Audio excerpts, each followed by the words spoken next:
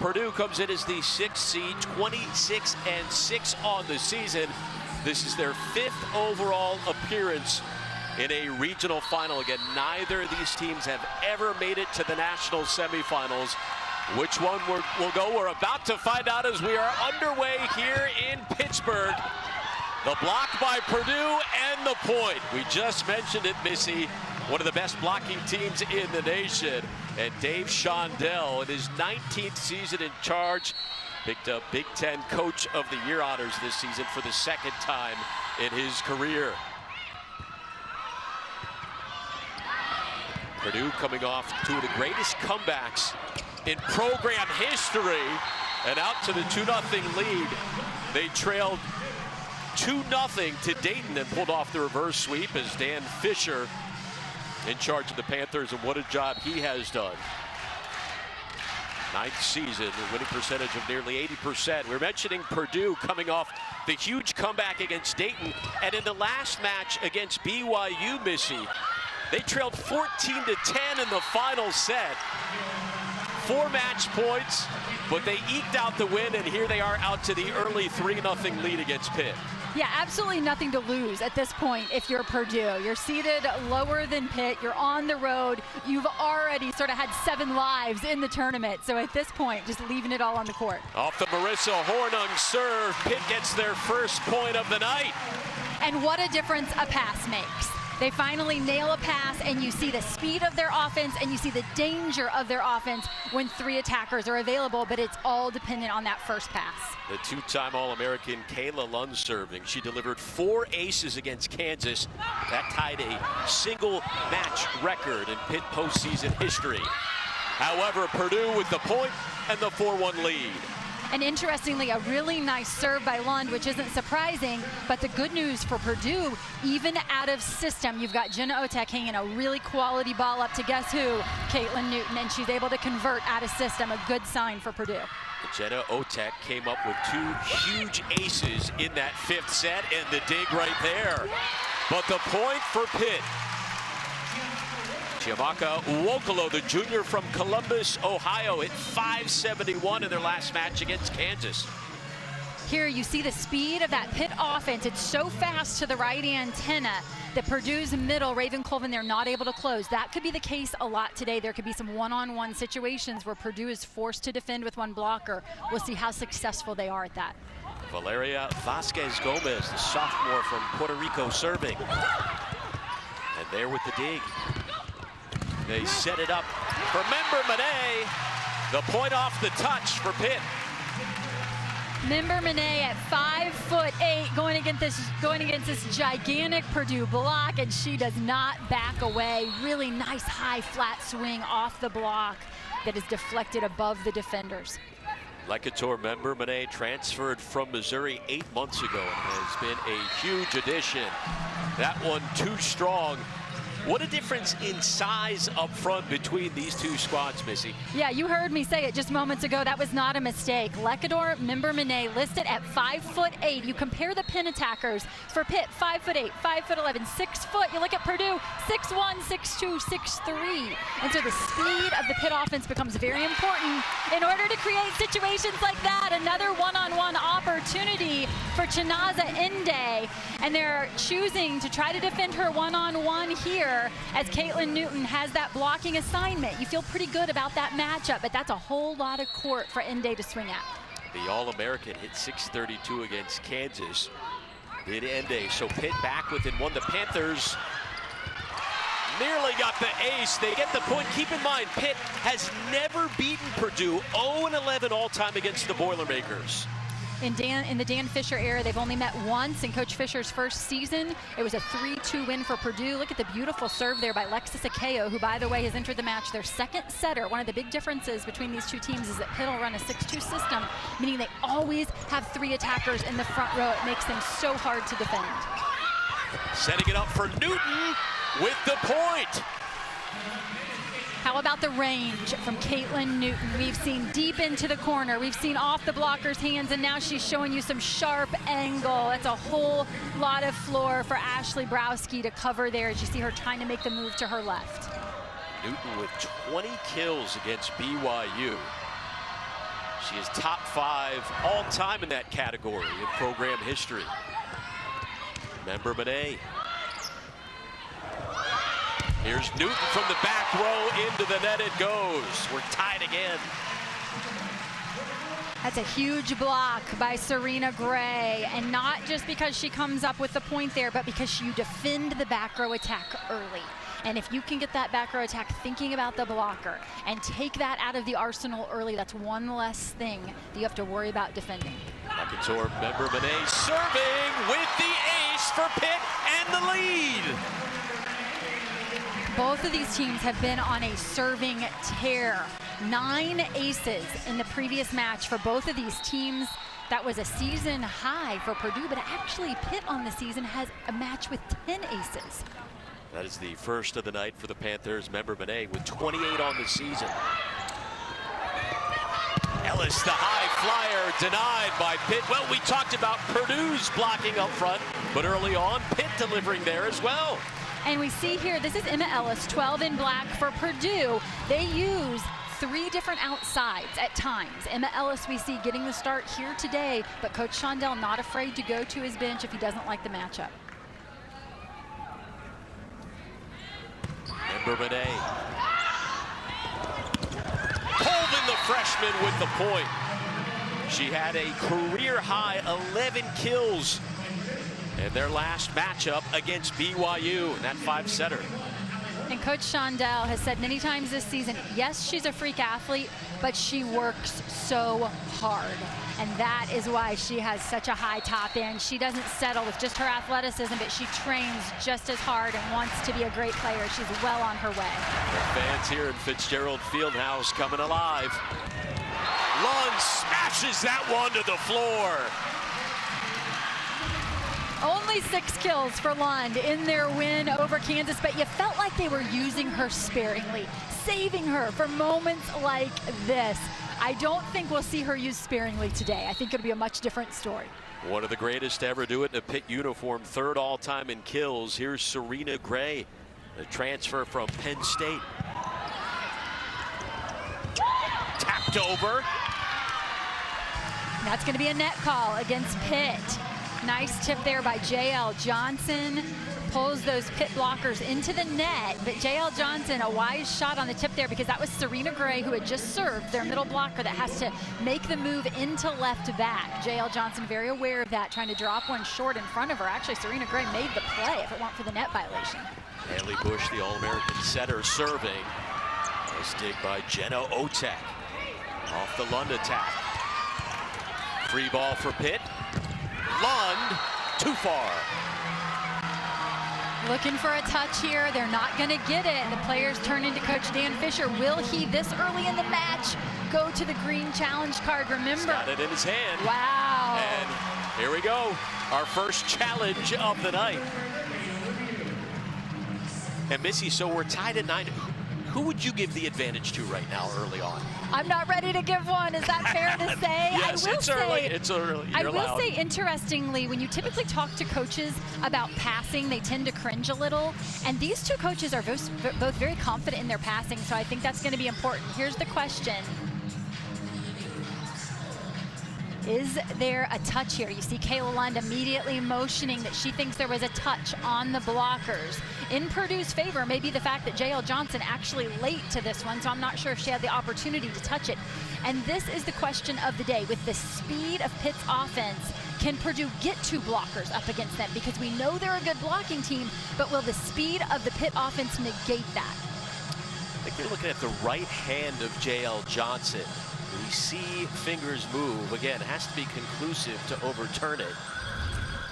And remember, we are not using the experimental system that was used in most conferences throughout the season. So even if Coach Fisher is right on this challenge, he still loses that challenge. And that's why I think these decisions to use your challenge have become even more important during the tournament here. There's another angle.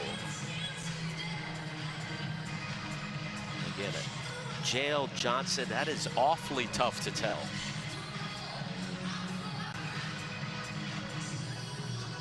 It looks like it may have. Is it enough to overturn it? Exactly, because remember, the call on the floor is ball out of bounds, no touch, so there has to be substantial evidence to overturn the call on the floor. Dan Fisher taking this program to new heights. He notched career win number 300 earlier in the postseason against Penn State. Challenging here. And the original call stands. They do not overturn it. So much pressure riding on these two programs. Again, both of them trying to make it to the national semis for the first time in either of their histories. Flying in for the point is Rachel Fairbanks, the freshman from Tustin, California. And what a story she is. Not only has she become a fixture in this lineup as a freshman at 6 foot tall, but she's attacking across the front row. Now she rotates back to serve, and she'll set for these rotations across the back row. So many veterans on this Pitt team. She gets overlooked at times, but has had a big impact this postseason. Saves it. Newton sends it over. Free ball Panthers. They set it up for Wokolo, and she finishes it off. Wokolo is a great story this season because Coach said, what a team player. She actually spent part of the season on the right side where she was not real comfortable offensively, to be honest, attacking that higher set. Now back in the middle, she looks pretty comfortable to me attacking that fast set. And Pitt looks comfortable. They're hitting .429 right now. Pass by Newton. Ellis. An immediate touch call from the line judge behind Emma Ellis. No question on that one. A big swing by Ellis and a much needed kill there because we mentioned Rachel Fairbanks and how versatile she is. Well, she just put two really tough serves in play that kept Purdue out of system, and credit Emma Ellis for saving that. Off the Marissa Hornung serve. Pitt answers with a point. A nice back and forth start to this regional final matchup. Wokolo had 4 kills in that match against Kansas, but guess what? Not a single error. Hit .571. Certainly liked what they were seeing from her, and the trend continues. Lund serving. The only 2-time All-American in program history. Newton places it perfectly. Crafty shot from Caitlin Newton. Look at this. Seeing the court so well, and in this defensive scheme, they've obviously asked Member Monet to release for the tip shot. So there's one open spot on the floor, and Newton finds it. You can see Dan Fisher, the head coach of Pitt, just dropping his head there on that point, not pleased with it. That one drilled and out. So the official's okay. No kidding. You know, you ask the line judge to stand their ground so they can make the best call. That line judge did. Credit to her. Wow, impressive. One more look at that one. Shanaza Ende. Here's Jenna Otek serving. Sent back over and just in. Colvin with the point for Purdue. It was Jenna Otek who dropped in those 2 aces in that amazing comeback against BYU, and she goes back to the service line and works her magic again. And a Big Ten Defensive Player of the Year, the first time a Purdue player has ever won that award. Jenna Otek there with the dig. Hammered again, and Colvin going to work here in the first set.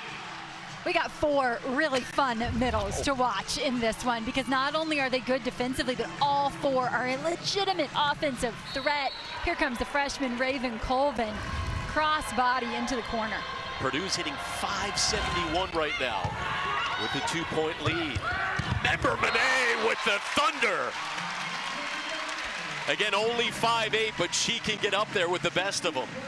Yeah, I tell you, we talked to Dan Fisher early this season, and he said that when they were watching film on Member Monet when she was in the transfer portal, his staff said, wait a minute, are we really going to recruit a 5'8" outside hitter? And they looked at each other and said, yes, we are. And it's been a really good decision. Well, and she said during that recruiting process, she didn't even know Pitt had a volleyball program at the time, but they convinced her, and what a huge move that was, getting like a tour Member Monet from Missouri, and there with the dig, the save Member Monet. Hornung taps it over. She came in front of the 3-meter line, played the ball above her head over the net. And so I think they're calling her above the net there. And Marissa Hornung saying, no, not me. I was down below. Interesting. Marissa Hornung, the senior from Indiana, top 5 all-time in program history in digs, but we are tied again. Vasquez Gomez with the serve. And the dig. Member Monet with the point, and that official's getting drilled. Fans are loving this from Member Monet. She's an exciting player to watch. Turning defense into offense. You know what? You got to pass well, but in a match like this, there's going to be long rallies. Can you win the transition game? We got a 1-point match early on here in Pittsburgh. Crowd coming to life at Fitzgerald Fieldhouse. Don't go anywhere.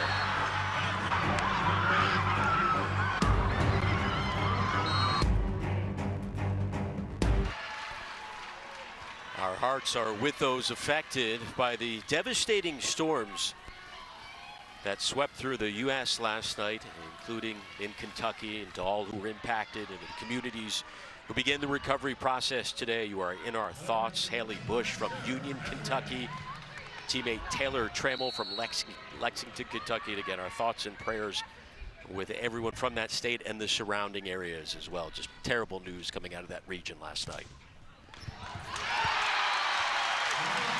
So play continuing here now in Pittsburgh, and the ace by Valeria Vasquez Gomez, the sophomore from Puerto Rico. Again, 9 aces for Pitt in their last match, already a couple tonight. Do not underestimate the importance of Vasquez Gomez to this Pitt team. She is a utility player for them, with Lund having an injury this season and being limited in play. She's played in 6 rotations for them at times. And then there's times like today where she's come in right there as a serving specialist. And not only did she put really quality serves in play, but she was the one who made that diving dig to her right, that huge transition dig that put Pittsburgh ahead at 15-14. Grace Cleveland, 2-time All-American, serving for the Boilermakers. Member Monet with the point, and she's just been devastating over there so far tonight. Again, you're going to see Member Monet against only 1 block. Always 3 attackers coming at you. Raven Colvin has to stay with Serena Gray. And so it's a lot of one-on-one opportunities for this 6-hitter offense. Again, 2 setters. The second, Lexis Akeo, now in the match. Always 3 attackers out of the front row. And it's paying off right now. We wanted good volleyball, and guess what? We have Pitt hitting 429 and Purdue hitting 500. That's good volleyball. And a good rally right here between the Boilermakers and Panthers. At least it was, until Member Monet finished it off with her 5th kill of the day. Look at this, 3 attackers coming at you, and Raven Colvin in a read situation has to defend the middle first, then make the move to the antenna, and there is not enough time to catch up with this Pitt offense. Lecator, Member Monet hitting .833 so far this one. Her team up by 3. So the women's volleyball regional finals continues all day on ESPNU and into the night. Georgia Tech and Louisville squaring off next. After that, Minnesota and Wisconsin at 8 p.m. And Nebraska and Texas finishing things off at 10 p.m. Eastern. For more info, go to ncaa.com, your official online home.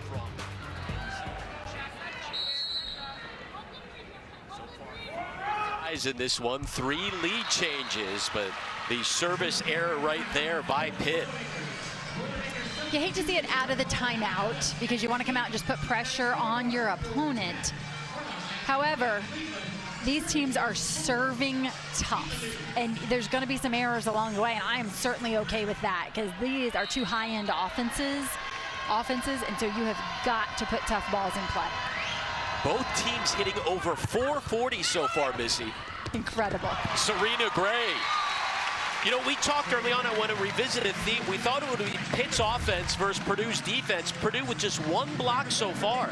And it's the speed of Pitt right now. You're seeing so many one-on-one looks for Pitt that it's negating that big Purdue block. I think the other thing is, Coach Shondell is very honest. He said, we have to outpass Pitt in order to win this match. And right now, I think Pitt's winning the serve-pass battle. Here's another out-of-system first contact for Purdue. Free ball for Pitt. They set up Gray. I mean, this offense is unstoppable early on today in Pittsburgh. Serena Gray with 3 kills now. Chiamaka Wokolo, her counterpart, with 4, and they have yet to error. And guess what? Neither had an error in the match against Kansas either. Still perfect to this point. Member Monet serving again.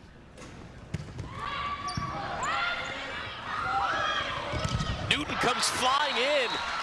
Pitt has been the one with more blocks tonight. That is 3 for the Panthers. And this one, I believe, is going to go off of Purdue, hands, out of bounds. So this one is off of the block, out of bounds. That point is going to go to Caitlin Newton. But interestingly, I think it shows their dependence right now on Caitlin Newton, that they're needing her even out of the back row to save them. Whereas what you're seeing from Pitt right now is such a balanced offense. Well, I was about to say the block has been more prevalent for Pitt tonight compared to the number 3 blocking team in the nation, their opponent, Purdue.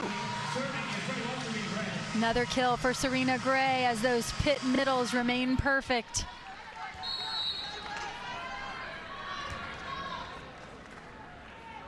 First team all ACC transfer Gray. It's 6:36 against Kansas. And that one is in. Purdue with the point. And I'm giving love to those Pitt middles. How about those Purdue middles? Because, by the way, they have yet to error. It's Raven Colvin with 3 kills, no error. And now JL Johnson joins her. 3 kills, no errors. Off the Haley Bush serve. A dig by Otek, but it goes out of play, and Pitt up to the 22-18 lead. Both teams hitting over 500 now. So many weapons for this Pitt offense. We've talked about all the big names, but how about Rachel Fairbanks? One of their 6'2" setters comes up and just drills one down the line. Fairbanks serving. Bush sets it up for Cleveland. Member Monet couldn't get there in time. Good look here for Grace Cleveland in serve receive off 1 foot. That's really hard to defend her off 1 foot, that ball traveling along the net. Marissa Hornung serving, 17 aces on the year, 1 against BYU. And another smash ball by this Pitt attack. And right now, it's just too easy for Pitt. Perfect pass after perfect pass. 3 options, the speed of the offense. Unstoppable. Pitt hitting a crazy 556, but Purdue above 500 as well. Offensive fireworks all around. Timeout on the floor here in Pittsburgh with the Panthers up by 4. Well, tomorrow it's the 20th annual Women's Jimmy V Classic. Rivals square off with number 14 Kentucky taking on number 7 Louisville at 1 p.m. Eastern. Then it's top-ranked South Carolina playing host to number 8 Maryland. Both games on ESPN and the app. One app, one tap. And to donate to the V Foundation for Cancer Research, go to v.org. Well, this is the first of 4 matches tonight in the regional finals here on ESPNU. You got the All-ACC matchup next. Louisville, Georgia Tech, the All-Big Ten battle, Minnesota, Wisconsin. And then the Corn versus the Horn, Texas and Nebraska finish things off. Yeah, an old Big 12 rivalry that will be rekindled there in tonight's nightcap. But we mentioned Pitt, the opportunity to make it 2 ACC teams in the national semifinals for the first time ever if they're able to advance, because obviously with the Georgia Tech-Louisville matchup, we are guaranteed 1 ACC team for only the 2nd time ever. FSU, the only other ACC team to ever appear in the national semifinals. Well, they weren't sure what kind of crowd they were going to get. There's a basketball game tonight. It's finals week for the students, but we got a pretty good showing. Best of the regionals so far here at Fitzgerald Fieldhouse. A number of fans I heard as well made the trek from West Lafayette, Indiana, where Purdue is, about 6.5 hours. Yeah. Depending on how heavy your foot is. Kayla Lund serving. Lund, that goes out of play. Purdue back within 3. And if the pass is there, the middles are unstoppable. It doesn't matter who it is. J.L. Johnson this time, right down the middle, same result. Purdue hitting 545, Pitt hitting 556. Otek with the serve. Member Monet with the point. She has got a match-high 6 kills.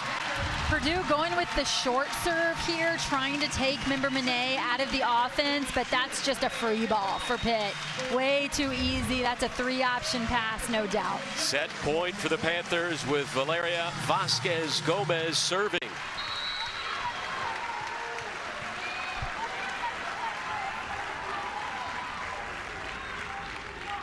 The redshirt sophomore ready to go. Cleveland. And that one is out. Pitt takes set number 1 here in Pittsburgh, 25-20. Lecator, Member Monet leading the way with 6 kills, hitting .857.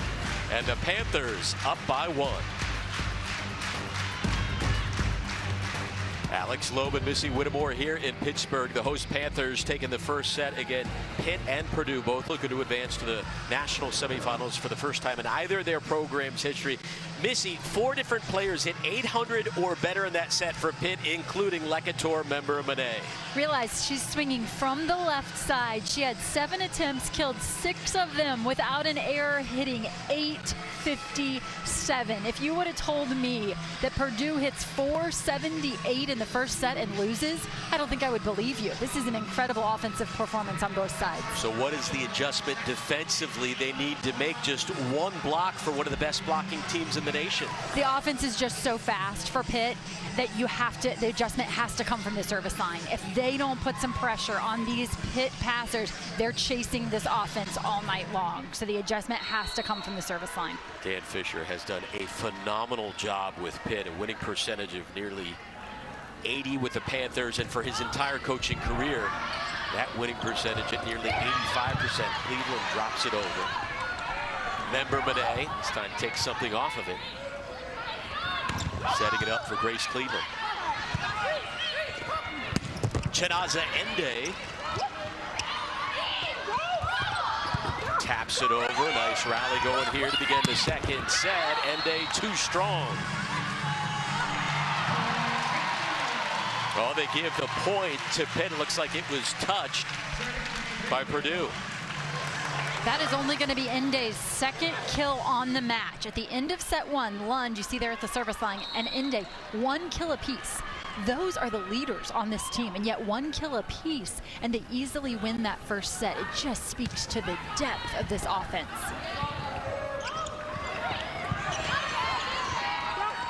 Free ball for Pitt.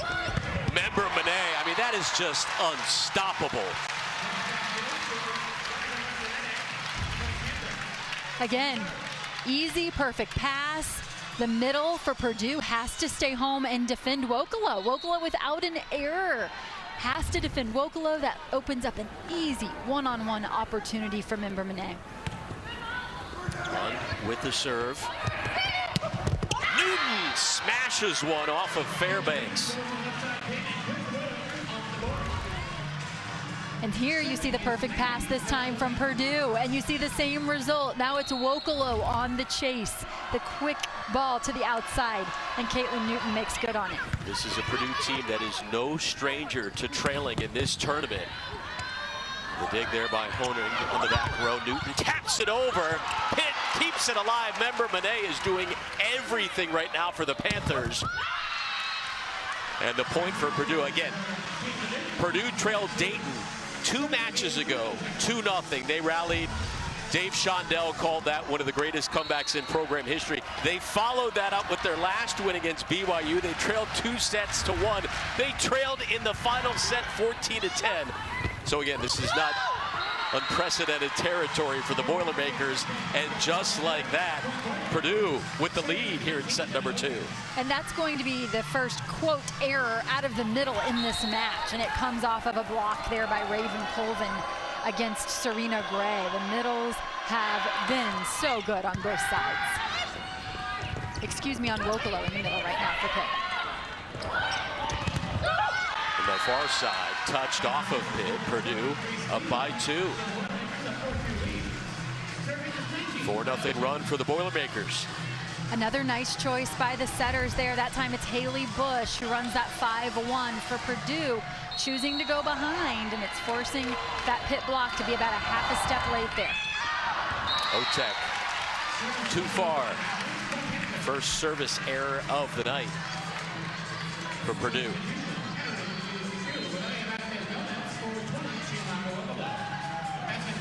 Jenna Otek, again, we mentioned, came up with huge aces late in the 5th set there. Tremendous setter. And Valeria Vasquez Gomez. We saw Dan Fisher talking to her at practice the other day. We witnessed what a lot of these players have talked about all season. He's very hard on them, but he loves them so much as well. They can tell he cares.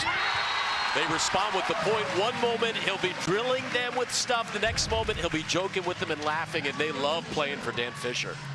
Look at this, Vasquez Gomez. I just think it's really difficult to come in off the bench and be prepared to put a tough serve in play, and she does it time and time again.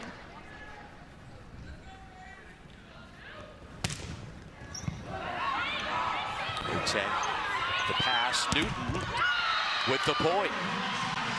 That's a one-option pass, unfortunately, just up into the middle of the court for Purdue. Hats off to Caitlin Newton here, who just cuts one inside the block. That's a really difficult shot.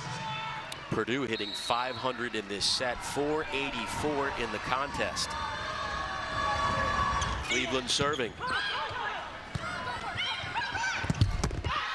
And there's that famous Purdue block coming to life. Really nice serve by Grace Cleveland here. Serving cross court into the one zone. Creates a pass off the net. They try to get one to Inde over her shoulder. We'll see if Cleveland goes again. Yes. Yes. And an ace for Cleveland. Had 2 in the last match. Now 21 on the season. Purdue looking much more comfortable in this set so far. Gray hammers it down. Well, they were looking comfortable until that kill by Serena Gray. And I think this is a slight miss by Grace Cleveland. I think she wanted to serve again into right back. She misses slightly. Kayla Lund is able to step in and cut that off, and Kayla Lund passes beautifully. I mean, she doesn't have a flaw in her game. So good in all facets of the game, particularly in her passing. They set it up for Colvin. The freshman has been so impressive here in the regionals. Again, a perfect pass here by Purdue. Both of these teams, such good passing teams. What's it going to take from the service line to get the opponent out of system? Caitlin Newton, the 2-time All-American from Indiana, serving. Ellis was there. And Pittsburgh with the block and the point. Member Monet, we talked about her offense, but guess what? She matches up defensively just fine at 5'8" as she shadows that attacker on the slide there. Nowhere to go for Raven Colvin. It's like she's on a trampoline out there. I mean, her vertical is insane, especially tonight. She is saving her best for her most important match of the season, the biggest match of her career. Diving for that one was Haley Bush. Serena Gray, Otek with the dig. The point for Pitt, however. And Member Monet, who we've seen the offense from, we've seen the defense from, went back to the service line, put a really nice serve in play, and Pitt was ahead that entire point. They get the free ball opportunity because of the serve. The Pitt players told us after that last match against Kansas, they were nervous heading into that one, even though it's here at home. They haven't looked nervous at all in front of a much bigger crowd tonight. And Member Monet, she's doing it with the kills, with the blocks, even a few digs, and now an ace for Lecator. But I think you're right, Alex. There is so much pressure on both sides of the net. Two teams trying for the first time to finally break through to that national semifinal appearance.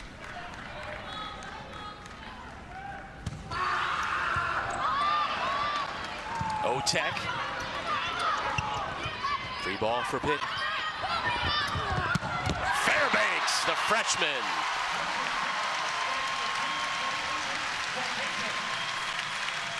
Which team will advance to the national semifinal for the first time in program history? If it is Pitt, they will become just the second ACC team to ever make it there. But we got a long way to go here in Pittsburgh. It's a 1-point second set with the Panthers up 1-0. Offense has been the story here in Pittsburgh. So many weapons for Pittsburgh, and they are showing up tonight early on. Whether it's Gray in the middle, Inde on the right side, or one of their left sides, Lund and Mimber Manet, it is a foursome of seniors who come at you from every direction. As we said, 2 setters, 3 hitters in every rotation. Good luck slowing this crew down, and especially when you combine those 4 with the youngsters today. Rachel Fairbanks, 3 kills. Chiamaka Wokolo, the junior, with 5 kills. This offense is so balanced. As a team, they're hitting .488. Lecator, Member Manet, and Serena Gray on 17 attacks tonight combined, hitting .824. Going to be tough to beat them if you're Purdue, if you don't slow that attack down. Colvin trying to answer the freshman. Member Manet denied. One of the few times that we have seen Purdue with 2 blockers up against an attack. They choose to go with the back row attack there. The blockers don't have to move much, and finally you see advantage Purdue when you got 2 blockers ready and waiting on you. That has not been the case because Pitt has been so good from the service line. Boilermakers with their 3rd block of the night. Service error for Purdue, their 2nd of the contest.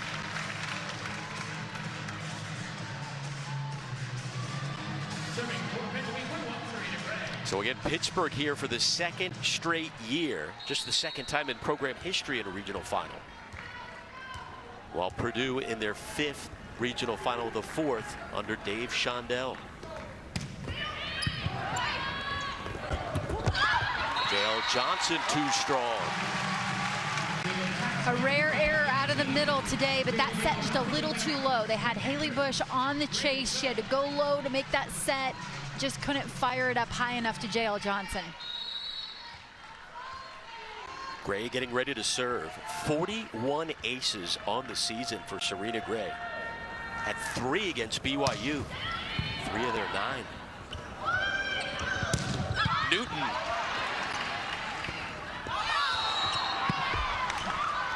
We're going to have a missed contact on Mimber Manet. Maybe the first error she has made all day as she tries to set that ball overhand and gets an awkward roll out of her hands. This is how Pitt got to the regional final. Took down UMBC 3-0. Rivals Penn State 3-1. And then swept Kansas, a tough Kansas team. There is Wokolo with the point. And it doesn't always have to be the big hard rip, but just nailing the pass. Quick offense to the middle. Wokolo up in the air, ready. Doesn't even get great contact on that ball, but up on top of it, she's able to get it to fall into the middle of the floor. Fairbanks serving. Cleveland comes flying in with the point for Purdue. Caitlin Newton, perfect pass here. Haley Bush doesn't have to move. Look at this. We got attackers coming right down the middle. J.L. Johnson holds the middle blocker and gives Grace Cleveland a golden opportunity. Purdue has gone through the gauntlet this season. 8 wins over ranked teams, 5 against top 10, including their last matchup against BYU, and coming up with another big defensive stop. And that is going to be a Purdue block, but again, it's out of bounds. So even in these moments, when Purdue's able to get 2 blockers up, when Pitt looks slightly out of system, Pitt attackers, that time Chinaza Inde doing a great job of wiping it off that big block. Panthers up by 2 until that service error. And you see the response there of Kayla Lund, mad at herself for missing. She just expects total perfection. You know, that is how they practice, though. They practice, they want every rep to be solid, every rep to be good. She is certainly the heart and soul of this team. What a great leader she is. California product. Dan Fisher said, hey, listen, I got lucky recruiting her. I'm from Southern California. She's from Southern Cal. I think luck had a little more to do with it. But what a get she was. What a career she has had here at Pittsburgh. Cleveland. Point Purdue. We are tied again. Slight hesitation by the defender there and right back. She's thinking, is this in? Is this out? Hesitates just for a half a second, and you can't do that against these big, fast offenses. Have to make that decision early. Just a constant back and forth. Otek with the serve. Ende with the point.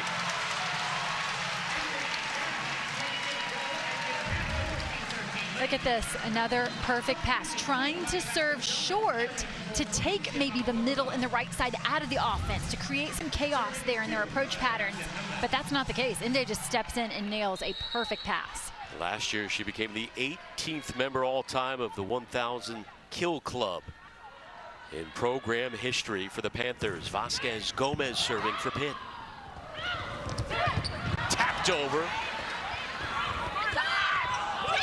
Newton with the soft touch. That caught Pitt off guard.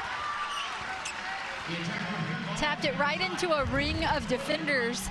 Maybe too many people in position to make a play on this one, and some miscommunication for Pitt as that one just grazes the finger of Serena Gray, and they're not able to control the deflection. But I tell you what, Pitt making Purdue work for every point. Great defensive effort. Purdue hitting 415, Pitt 478. Look at the pass from Lund. Oh, Otek with a big dig. Point Panthers. That was a really nice serve by Purdue, put a bullet in play. And Kayla Lund just passes at an elite level.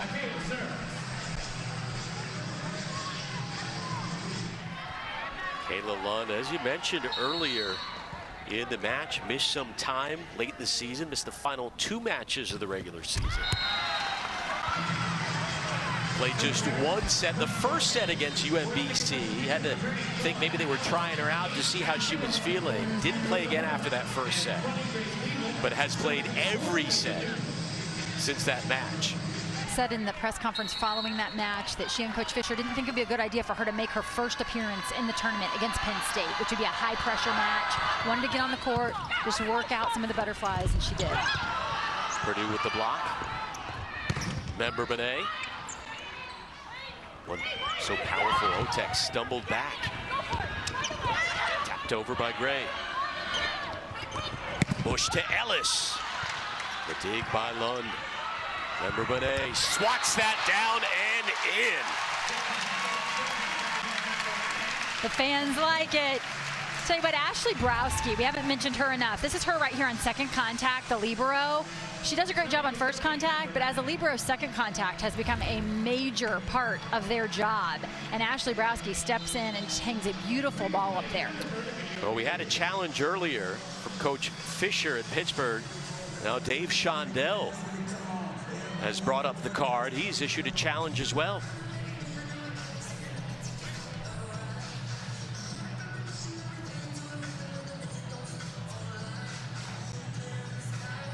Every point so weighty, so valuable as we continue to just go back and forth.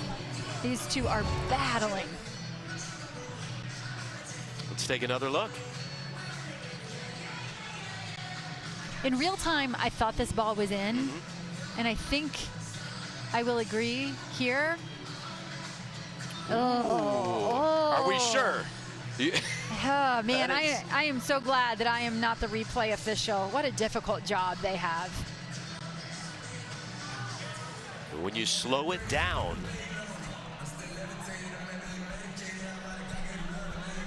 there's kind of a blur, but when you slow it down, it may have gone out. I think it's difficult to slow down an attack from Member Benet. That might be the problem. They can't get it slow enough. She puts so much pace on the ball. Dave Shondell, we have spoken to him throughout the week. We said, what was the key to that comeback win against BYU? And he said, I'd love to say there was a big speech or something. He goes, we just got fortunate, okay? Yeah. It happens. Call stands. Yeah, from that angle, it appears to be in.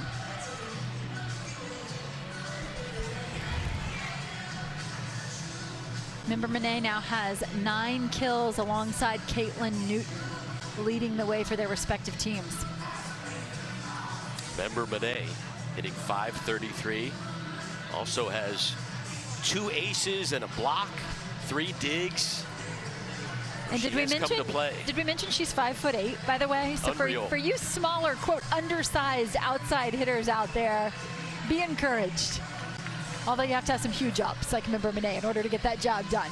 Well, she has said she's learned more in 1 season, basically a few months under Dan Fisher, than she had pretty much her entire career, as Coach Shondell still not pleased with the call and voicing his concern. Hit by 1 and serving. And interestingly to me, Member Monet totally gives this away. She is facing into right back. You know where she's going to serve it. The question is, can you handle it? Newton. Ayla Lund. And they've called a net violation there against Pitt. Looks like 23. That'll be Lund. I believe on the follow through of that tip shot deep into the corner, she catches a piece of the net here. Yeah, her way down. Really nice decision to try to go for that deep corner, but obviously she had to give it a strong push to get it there, and she catches a piece of that net. And there is an ace by the Boilermakers, their 2nd of the contest. Allie Hornung coming up big here. Another serving specialist, this one for Purdue, and she puts one right on Member Monet. The freshman and younger sister of Marissa Hornung.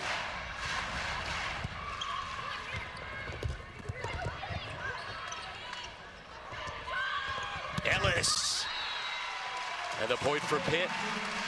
And it was another good serve by Hornung. It looked like Purdue was going to be ahead in that point, meaning they were going to have the advantage. Pitt wasn't able to get a quality swing off that first contact, and that feels like one you'd like to have back. That's a bit of a giveaway there by Purdue. We keep talking about how much pressure there is on these 2 teams, but a moment ago we saw Purdue players smiling, laughing a little bit. They're enjoying the moment. Tell you what, they played all season to protect that top 4 seed, this opportunity to be at home with their home fans. You know, to me, maybe that's where the pressure was for them this season, to protect that top 4 seed, and now they're just loose and ready to go. Pitt's defense coming up big. Wokolo actually saying she did not touch that ball once that called into the net. They play on. Lund reaches for it. Oh, that looked scary there for a moment. You didn't want to see Lund go down awkwardly. There's going to be a challenge here, because in the middle of that rally, there's an attack out of the middle from Purdue, and Wokolo is immediately shaking her hands above her head, indicating she did not touch the ball as a blocker. Purdue played that ball back up, which would have been a 4th contact if Wokolo didn't touch it. So see here, if Wokolo doesn't touch that, which see, she immediately is making the motion, I didn't touch that. Purdue plays that up, and Wokolo's indicating that she didn't touch the ball, that the ball came off of the net tape, and that would be 4 contacts against Purdue if the down official agrees with that. Do you think she did? I don't. I actually don't. From that second look there, that net tape is a wire, you know, inside that white, and balls can bounce pretty hard off of the net. You'd be surprised the bounce back you can get just off the net. I asked you this halfway through the first set. I'm going to ask you again because it was too early to tell. Pitt took the first set narrowly, 25-20. Purdue's up by 1 here. Who has the advantage in this match? I'm going to say Pittsburgh, and it's because of what they're doing passing. You know, the serve-pass battle is so important, and right now, I feel like Pitt is nailing more 2 and 3 option passes, and for Purdue right now, they're kind of hanging out. Haley Bush is hanging out in the middle of the court way too much. They've got her on the run in the center of the court with only 1 option opportunities. Well, they continue to look at this one. Was it touched by Wokolo? And I don't know that they're going to get a good look at this. This could work against Dan Fisher, because the net cam is shaking when the net is shaking. And so if they don't have a quality look at this, the call on the floor becomes very important, and the call on the floor is in Purdue's favor. So the fact that the net cam is shaking like that could work against Dan Fisher here. Yeah, just nothing that can be done about this. The ball is hit into the net. Okay, yeah, from this angle, I do think it's clear that you don't need the net cam to make this call. I think from that angle, it's clear that she did not touch it. Good news for Dan Fisher. If the net cam were the only angle, I don't think they could have overturned it. That's an excellent point, and the call is overturned. Point for Pitt.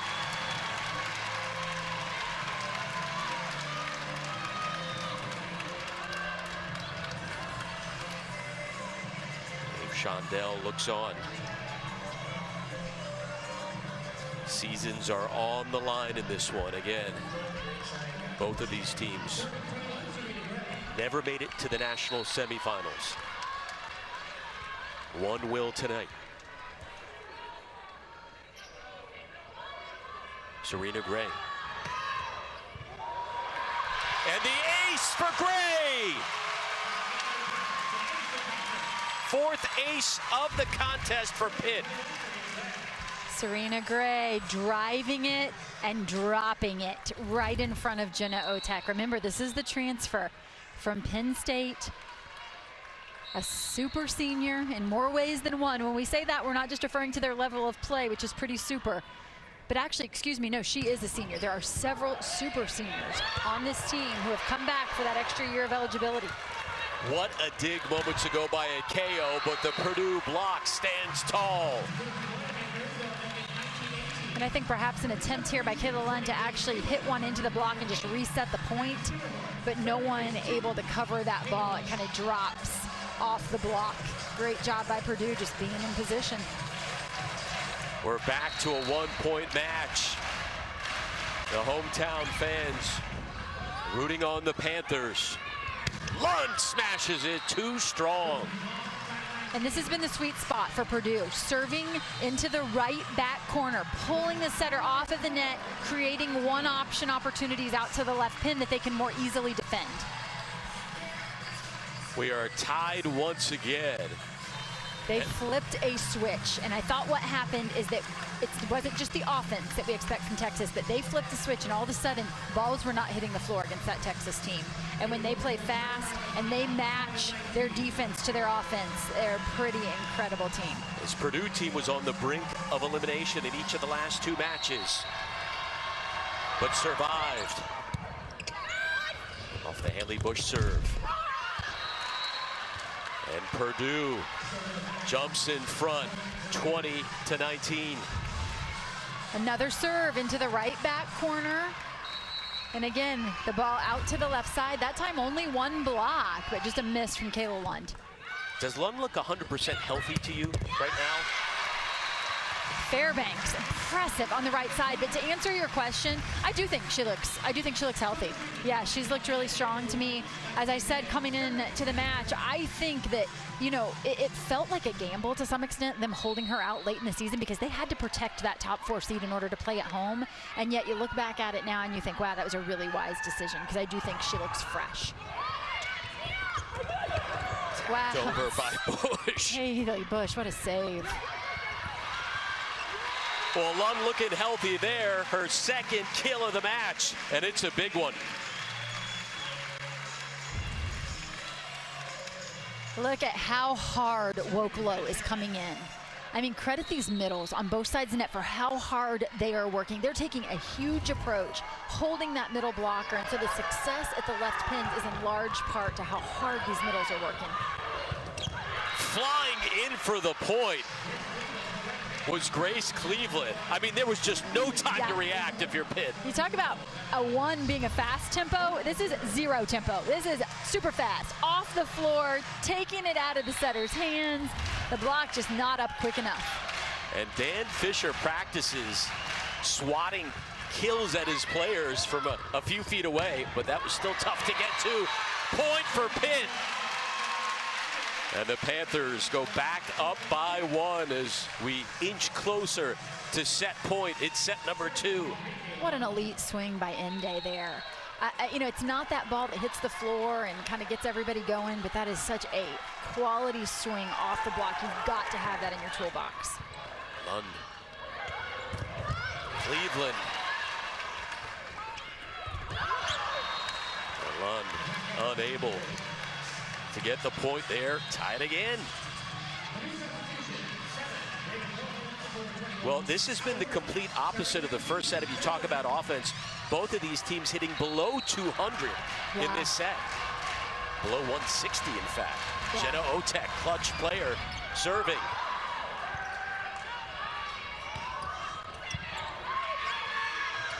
Cleveland.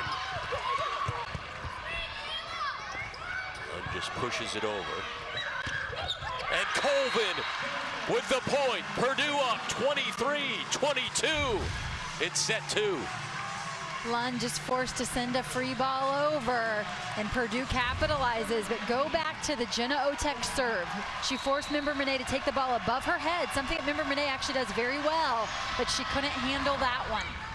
Jenna Otek, 6th all-time in program history in aces. Bush, Colvin, point, Purdue! Set point for the Boilermakers. With Jenna Otek at the service line, 2 really quality serves to put her team at an advantage. This is easy to defend, and now all of a sudden a free ball opportunity, and that is where Purdue is going to shine. Jenna Otek, the All-American again, the only Purdue player ever to win Big Ten Defensive Player of the Year. And interestingly, Pitt hitting 147 right now. The magic number for Purdue against BYU was 150. Can they hold their opponent to about 150? Coach said if they could do that, they would win. They held BYU to 151. It results in a Purdue win. Purdue on a 3-0 run. It is V Week at ESPN, and our partnership with the V Foundation highlights the urgent need for cancer research and the elimination of racial disparities in cancer outcomes. You can learn more and help support by visiting v.org/donate. Again, that's v.org/donate. And remember, 100% of your donation goes directly to cancer research. So a timeout here in Pittsburgh with set point coming up for the Boilermakers, down 1-0 already in this match. Missy, we've had 18 ties and 10 lead changes. So I keep asking, who has the advantage? Because you can't sense one team totally grabbing the momentum in this one yet. Yeah, I felt like it was Pitt because of their serving and passing, but guess who's at the service line for Purdue? Jenna Otek. And if someone's going to put you at the advantage in this tournament so far, it's been Jenna Otek for Purdue who's been able to do that. Came into this match with 163 career aces. Again, the 6th most in program history. Serving for the set.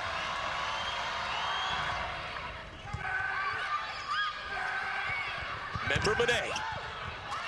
They keep it alive. Colvin. Newton. Fairbanks over to Member Monet. And Pitt keeps this set going. It started with a one-option opportunity, and Purdue gets a block up on it, but Member Monet covered herself, kept Pitt in that rally, and when she got a second chance, look what she does there, buries it. First player to reach double-digit kills for either team with 10. Valeria Vasquez Gomez.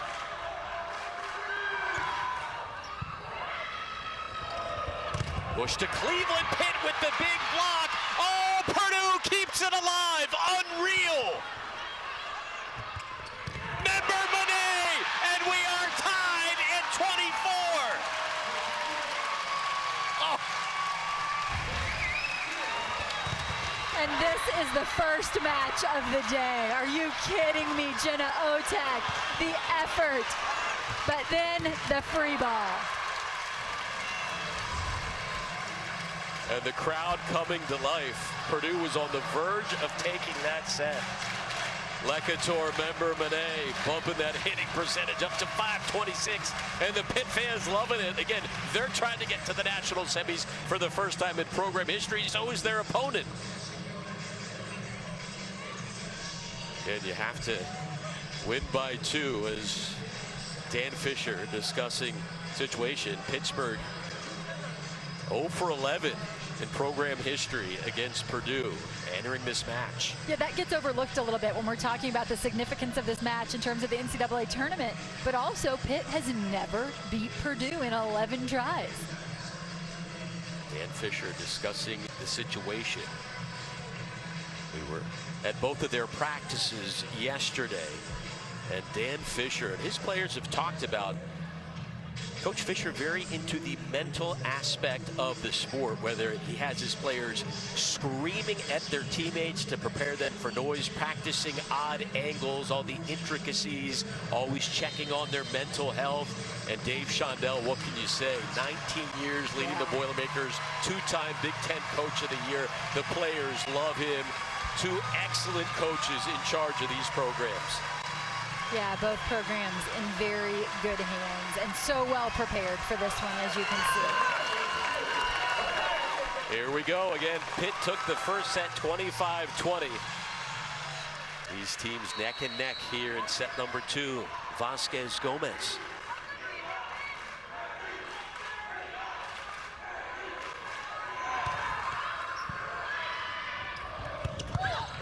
Colvin, what a dig by Fairbanks. The block by Purdue. Vasquez Gomez sends it over. Newton, point, Boilermakers. Newton will not go away quietly. We've seen that from her all tournament long. One of many on the floor who are taking advantage of that extra year of eligibility due to COVID, and they've returned for this moment. Set point, Purdue. Grace Cleveland, the All-American. Serena Gray answers. Tied again at 25. Perfect pass by Pitt. Look at Browski. Nails it. The freshman setter puts it right in the window, and Serena Gray with the swing. Tied again, Lexis Akeo, the junior setter from Hawaii, serving. Turns 20 on Monday.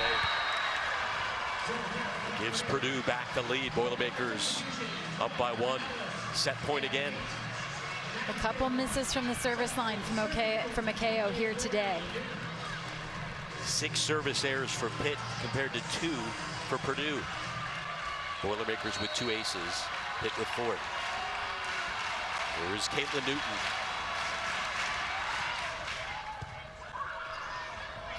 Member Benet. Bush to Colvin. Pitt with the point. And interestingly, Lund there goes conservative and decides to just send the ball over. Keep it in play, use 2 hands. She put the pressure on Purdue on that free ball. They had an opportunity, and I think they knew they had an opportunity. All right, Missy, is this more nerve-wracking to watch as an analyst or to play in? Oh, much worse to watch. Player? Much worse to watch. As a player, you feel like you have some sort of control. Here's Member Monet again, standing, facing right back. You know exactly where this serve is going. Already has 2 aces so far tonight. Oh, Bush met up the net, and Pitt goes up 27-26. I'm not sure that Bush has been offensive this entire match. So she decides to go for it here, and Serena Gray doesn't get caught watching. Even late in the second set, does not forget that that setter is in the front row. Gray with a 4-inch height advantage. Set point for Pitt. Ellis, that is out.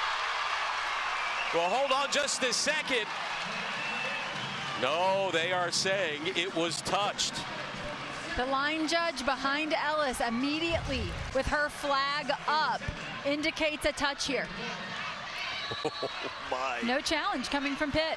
So Serena Gray maybe told Coach Fisher, yes, I did get a piece of that. Colvin serving, tied again. Fairbanks, the freshman with the point.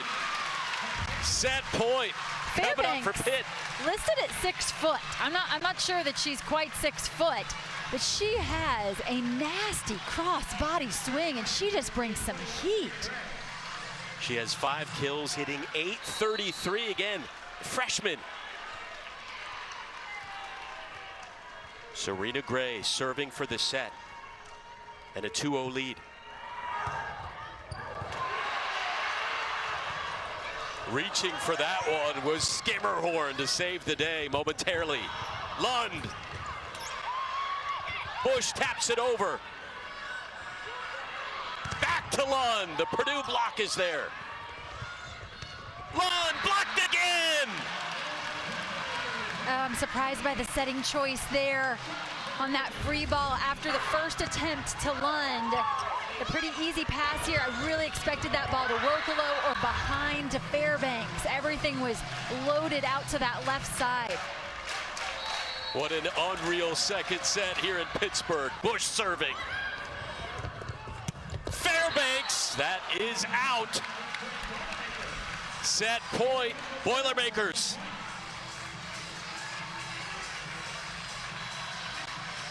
Dave Shondell shouting out instructions to his players. Haley Bush, the All-American setter. Fairbanks.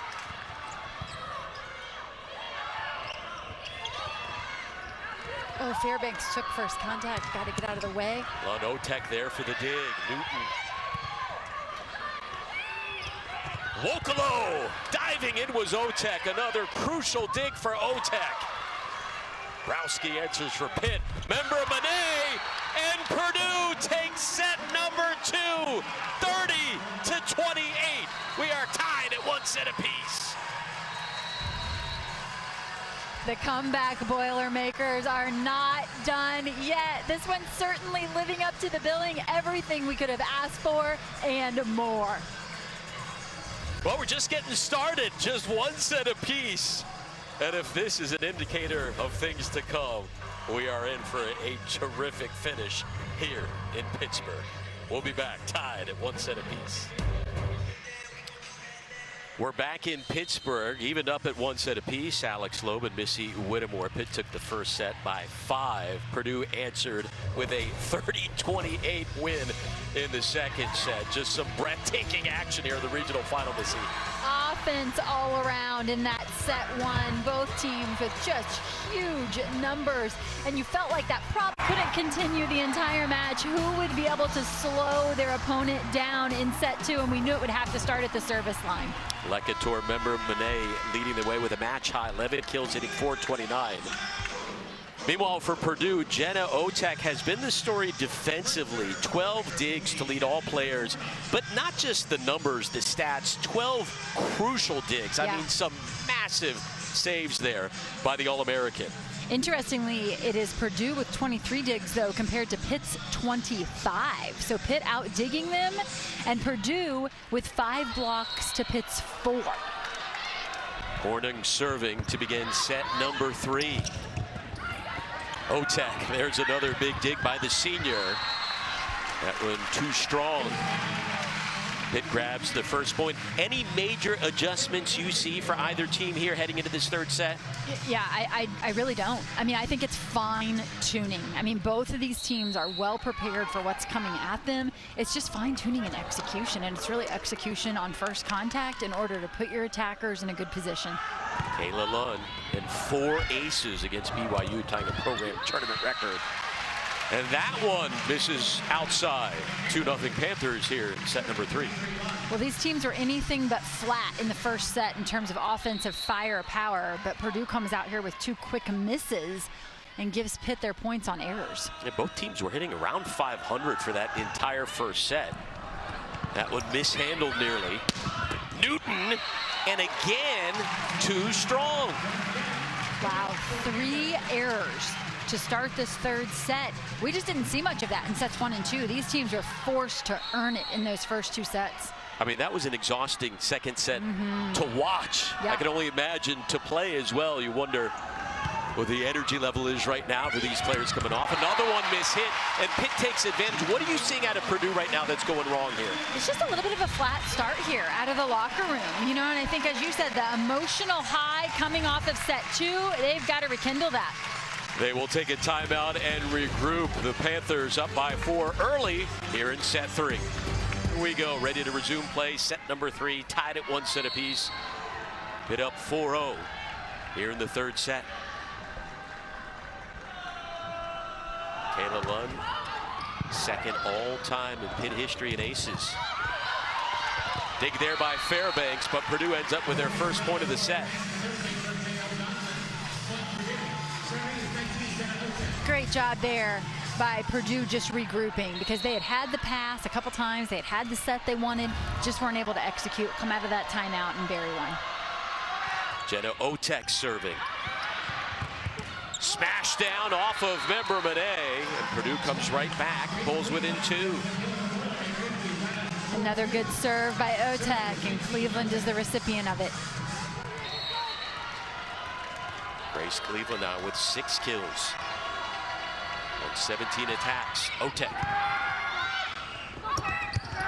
Member Monet trying to reach over, and Pitt gets the point. That one out of bounds off Purdue. Wow, in a really out-of-system situation here for Monet, it looks like it's going to be advantage Grace Cleveland, because Monet doing everything she can just to get to the ball. And yet she's able to keep her wits about her, make a good decision there, and play that ball off the block out of bounds. That's really making something out of nothing for member Monet. Grace Cleveland 6'3", member Monet 5'8". But Pitt gets the point. Colvin. The freshman, that one out of bounds. Panthers back up by 4. There was no block help there on that swing of Colvin's, and she makes the decision to tip, but she tips it right into the defense, because member Monet, not up blocking, was in great position to make a play on that ball. Purdue had roughly 80 more blocks on the season than Pitt coming into tonight, but so far Purdue 5 blocks, Pitt 4. Taps it over. Set it up for Ende. And a net violation called here against Pitt. I'm thinking perhaps on Fairbanks, as she's up at the net making a set. She gets a piece of the net there.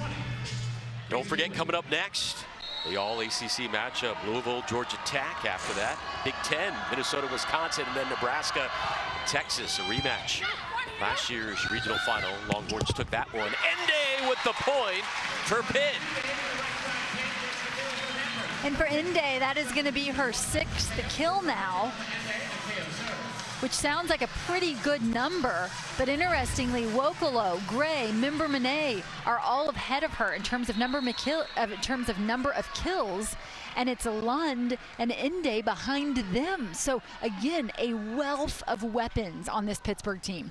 Alexis Sakeo. Cleveland. Ashley Browski was there. Member Monet going up high, blocked.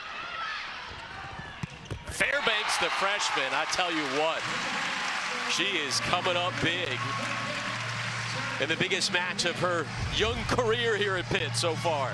And she's their 6th attacker, and guess what? They're 6 strong with her on the floor. You have to absolutely defend from antenna to antenna. It's a ball out left to member Monet, and then Akeo goes behind opposite antenna, and only 1 block. She's got 6 kills, as many as Chinaza Ende.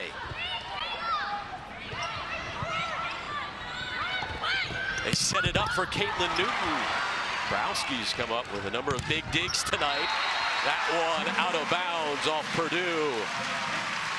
All right, so Pittsburgh took the first set. They led for most of the second set, despite dropping it. And they're up big here. It seems like, okay, this is a Pitt team that is starting to really control play now here. And they're playing controlled volleyball. I really like this swing from member Ney. It's one of the few times that she's been up with 2 blockers waiting on her, and she makes a smart decision. She goes high off of that block. Newton. Akeo was there. Member Monet. Newton again, right at Browski. That's going to make its way into the stands.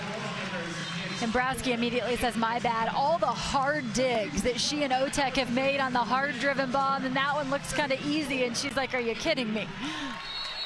Took something off that one, caught her a little bit off guard. 9-4 with Newton serving.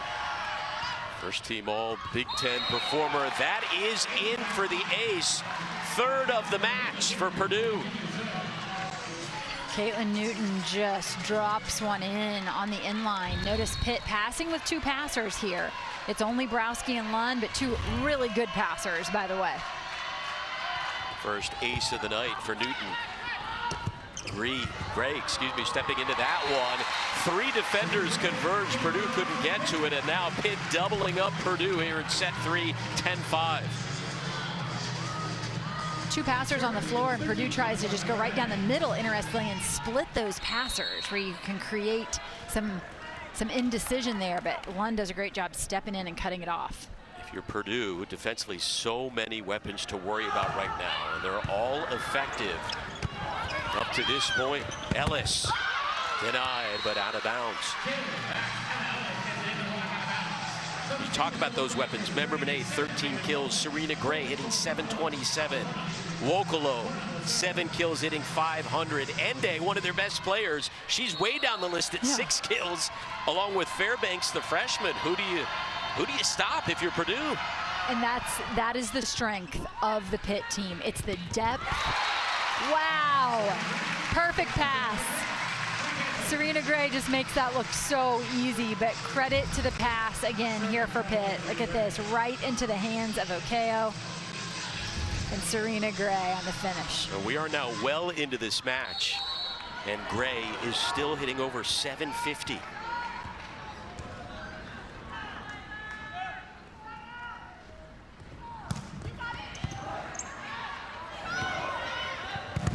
Newton, the block by Pitt. Pitt has as many blocks as Purdue. That is a shocker coming in. Took the words right out of my mouth. Coming into this one, we said it was the offense of Pitt versus the defense of Purdue, but Pitt has matched them up 5 blocks apiece right now. The speed of Pitt has been tough to contend with.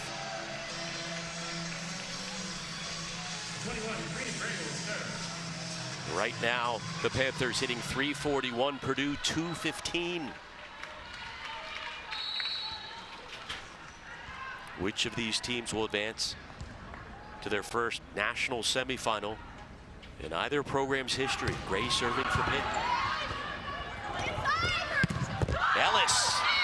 That one will make its way to the floor for the point.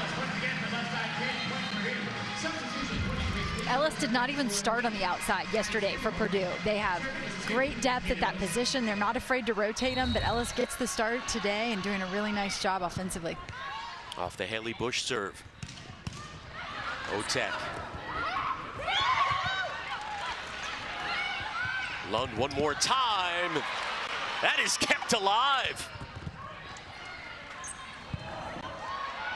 Otek sets up Cleveland. Go back to Lund a 3rd time, and Purdue there yet again. The senior, Otek, another diving dig. Who will it be? Fairbanks. Not this time. Wokolo. No, Purdue with the block. Oh, what a rally. A well-deserved point for the Boilermakers. Lund just couldn't get it to the floor. Jenna Otek again and again, and I felt like this ball had to go to the middle to Wokolo, but it just wasn't high enough. Otek has been just everywhere, sliding around defensively. And Purdue within 3 now in set number 3. Ellis well off the net there, just catches the block on their way down and gets it to dribble through on the Pitt side.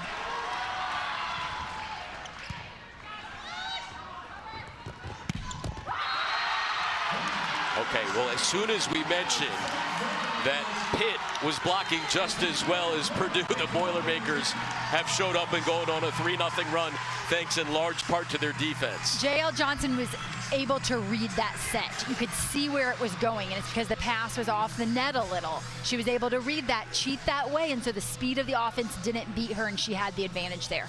Our coverage of the women's volleyball regional finals continues all night on ESPNU. Georgia Tech taking on Louisville. An ACC team is guaranteed to advance. And that one, 6 p.m. That's coming up next. Minnesota, Wisconsin. A couple of Big Ten squads. A Big Ten team will be at least in the national semifinals for the 15th straight year in Nebraska and Texas. The Huskers have yet to lose a set the entire postseason. That will be at 10 Eastern. Are we staying up for that one? I think so. There could be as many as 3 Big Ten teams in the national semifinals. Of course, Texas and Pitt would like to say something about that and make sure that doesn't happen. Those are some great matchups, just like you have here, and you're trying to figure out who's going to end up making their way to Columbus as Dave Shondell, in his 19th season, hoping to head to the national semifinals for the first time in his career.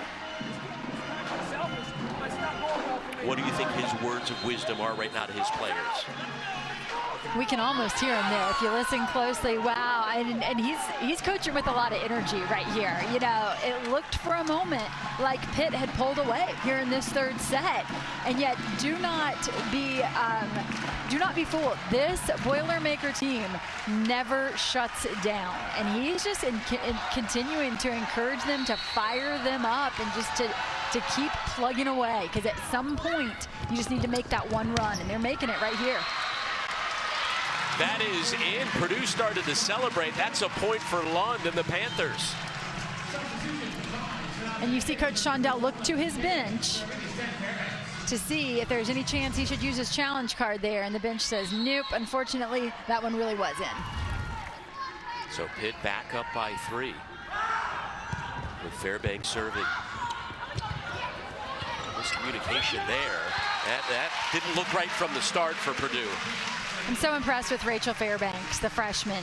I mean, we've mentioned the fact that she sets and attacks, but here she is at the service line and putting quality serves in play. Her defense, off-ball defense, she takes care of the small balls in the right place at the right time. It's a whole lot to ask of a freshman, and she's doing it really well. Team high 23 assists. Newton trying to answer for the Boilermakers. Browski was there. Hammered inside the block. Purdue with the point. Great transition volleyball by Purdue. If the pass is there, get it quickly to the middle before the defense really has an opportunity to get set. Look at that, JL Johnson on the go as that ball is being passed. She wants it quick. Pitt hitting 318 in this set. Purdue 095. Ende denied. JL Johnson right now making some really nice reads, and you have to be prepared to do that against this Pitt team. She's waiting and chasing, but she's also prepared. She's seeing it early. She's starting to see the game. It's slowing down, making nice reads, getting 2 blocks up. Off the Horning serve. Free ball for Purdue. Browski. Another big dig for Pitt, and the point for the Panthers. The placement swing, so well done there by Kayla Lund. Sometimes when the offense isn't coming easily, she is still just such an important key for this team, just with what she does from the serving line, passing, her volleyball IQ, incredible. Nearly had the ace there. Set up member Monet. Ende from the near side. Newton and the Boilermakers pull within 2. No defense for this one. Really smart swing, high, hard, flat off that block. And you just see the athleticism on display there. Caitlin Newton, so high, so hard. And the height advantage for Purdue against Pitt. Member Monet at 5'8", the height doesn't matter. The power is what counts. And that's because there's a huge hole in this block. Raven Colvin has to wait, defend in the middle first. And you'll hear, remember Renee, when she calls for the ball, she says quick, quick, quick. She wants it to the antenna fast. That is her game. Play fast volleyball and beat the size of the opponent. 14 kills, a match high 14 for member Monet. Also on the verge of a double-double with 8 digs. Vasquez Gomez.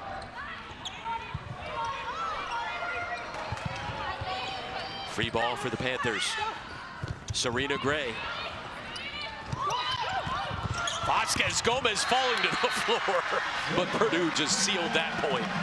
Hornung sends one over on second contact. You'll see Purdue do this periodically. Everything looks chaotic, and they just shoot one over, try to catch the opponent off guard, and they do.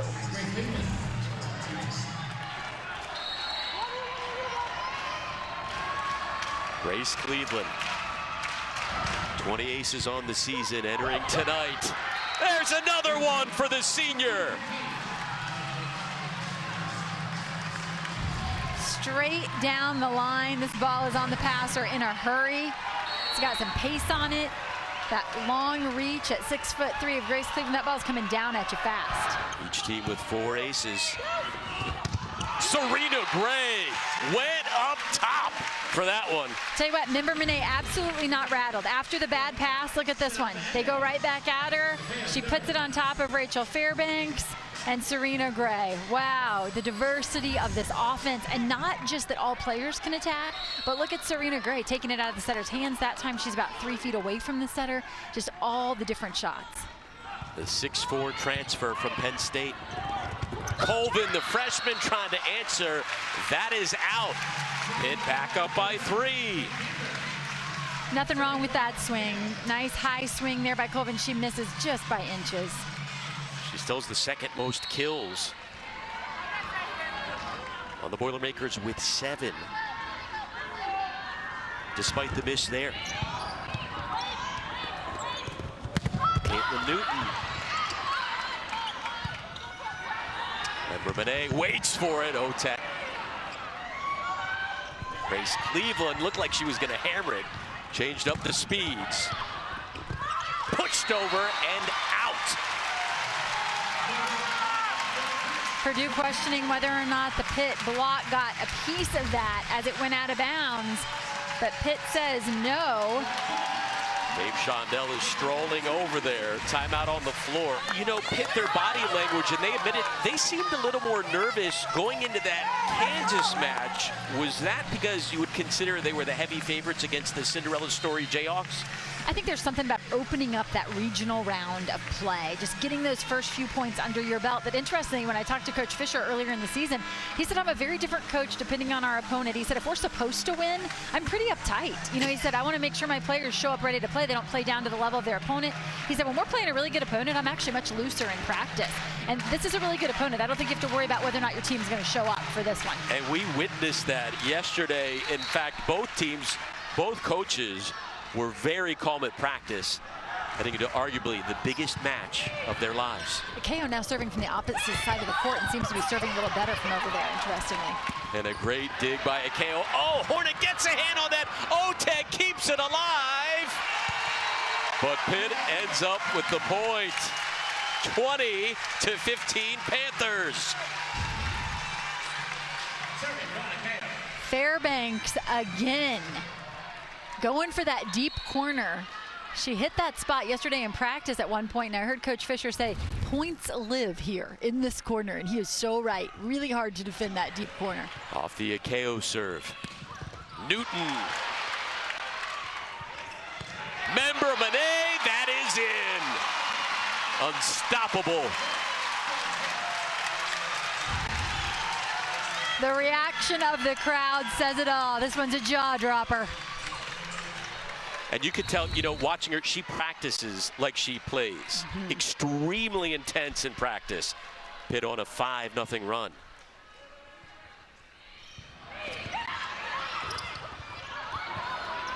Bush doing everything she can just to keep that alive. Member Monet, 16 kills, hitting over 400.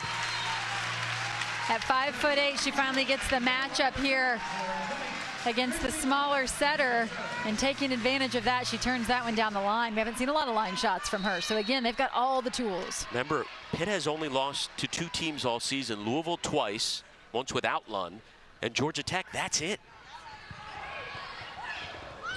Purdue sets it up for Newton, and the Boilermakers answer right back with the point, hanging around here in the 3rd set. But now things really starting to take shape in this match. In the contest, Pitt hitting 304, Purdue 204. Fans getting into it at Fitzgerald Fieldhouse. None too much on that one.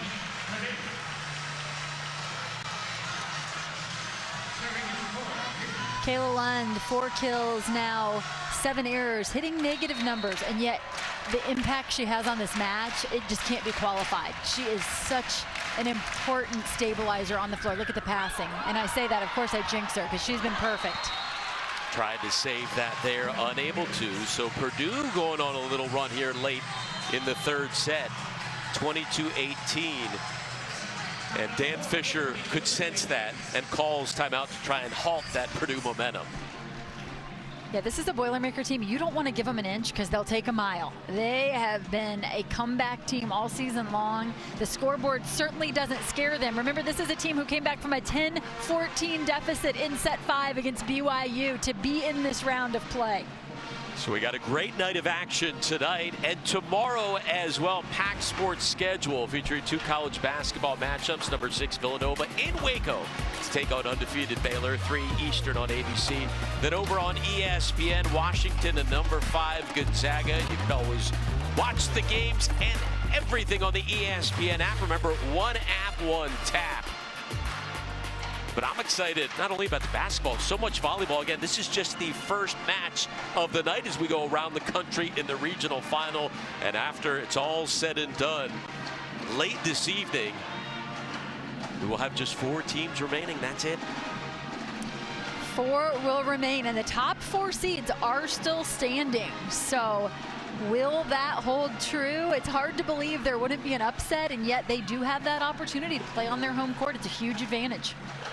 Well, an ACC team, whether Pitt wins or not, is guaranteed to make the national semis for just the 2nd time in conference history, due to the fact that Louisville and Georgia Tech will be starting up right after us. But Purdue trying to get there anyway. Again, it would be their first trip to the national semis. Same goes for Purdue. Tied at 1. Pittsburgh up 22-18. Here in the third, Newton serving for Purdue.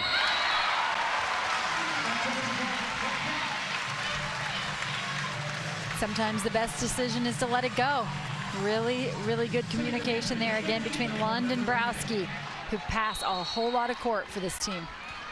Lecator, member Monet, 2 aces, 16 kills, 8 digs and a block. Going at Skimmerhorn, who's passing 2 here in this rotation. Nice job. Colvin smashes it down. Skimmerhorn splitting the floor there with Otek. She's got half of the court. Nice pass right on top of Haley Bush. Allie Hornung, the freshman from New Albany, Indiana, getting ready to serve. In a huge spot for the Boilermakers.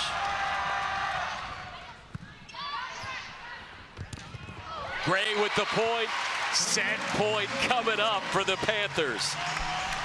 Such a nice high contact point, but you only take advantage of that if your setter delivers a high ball. And that was a great delivery by Akeo there. The crowd quiets down as Serena Gray getting ready to serve for the set.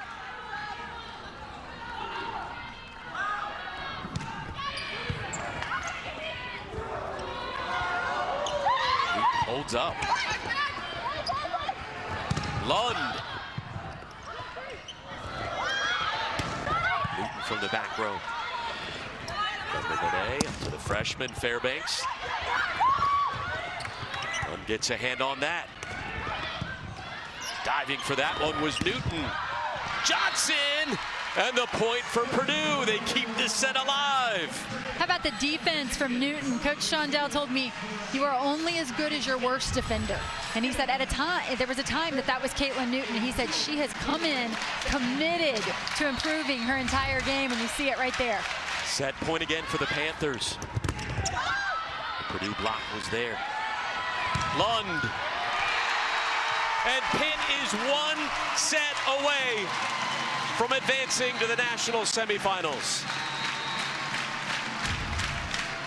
Lund is having to work for kills, but she just keeps coming at him again and again and again. And that time, the high, hard swing, and she finds a way to score.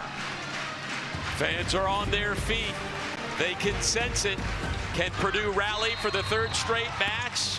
We'll find out coming up. Well, I'm not going to lie, it was about 65 degrees here today, but they still had the ice rink going. It still feels like Christmas in Pittsburgh. And are the host Panthers going to advance to Columbus, Ohio? They are one set away from their first ever trip to the national semifinals, and Lecator member Monet has led the way on the verge of a double-double. Yeah, member Monet, just next level. You know, this is what good players do in big matches, raise their level. She has 16 kills in those first 3 sets, hitting .438, and that's out at the left pin where you're asked to take some out-of-system swings. Now, don't count Purdue out just yet. This is the 3rd straight match they've been on the brink of elimination in which they've trailed either 2-0 or 2-1. The previous times they rallied to beat Dayton and BYU. Can they pull it off a 3rd consecutive time? Grace Cleveland gets them started here in the 4th set. And Cleveland says, why not? Just goes and gets that one, but realize starts with a really nice pass there. Great pass from Purdue in system. You see how good their offense can be. But Pitt's offense has certainly had the edge. In that 3rd set alone, Pitt hits 310 to Purdue's 132. Member Monet. Purdue able to stop her. One of the rare times that has happened tonight. And one of the rare times they've had 2 blockers up on her, quite honestly. It's been the speed of the Pitt offense that is a result of really solid passing, and it's negated that big Purdue block. Remember, they come into this match number 3 in the country in blocks per set. And right now they have Purdue has 8 blocks to Pitt's 5. Diving for that one was Haley Bush. Newton put way too much on it. Well, we asked Dave Shondell before this match, what were your big inspirational words before you rallied against Dayton, before you rallied against BYU? And he said, I hate to say it, didn't really have any. We got a bit fortunate there. If you are Shondell, what were you telling your team moments ago? Why not believe? I mean, they've been in this situation twice. I think if you go out on the floor believing, they are more than capable, and they know that.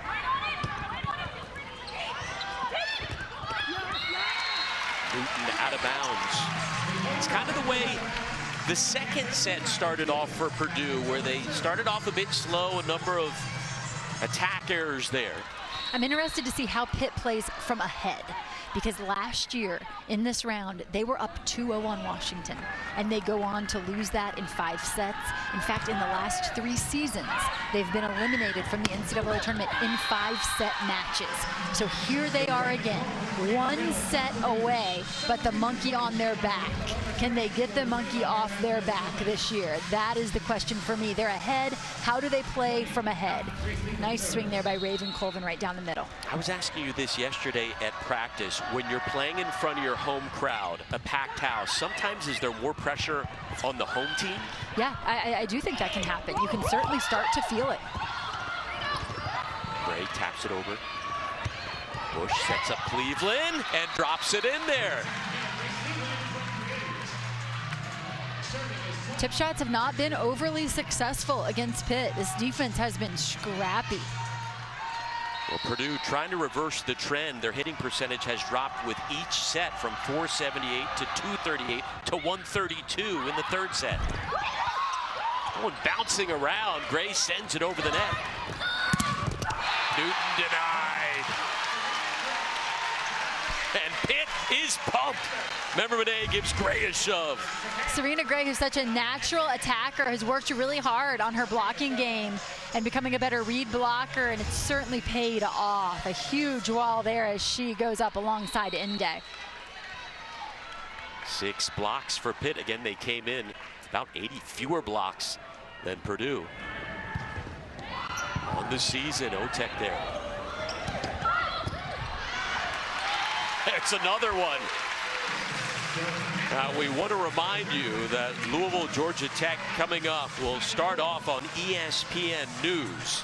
Again, an ACC team guaranteed to make it to the national semifinals for just the 2nd time in conference history, but they're getting started on ESPN News.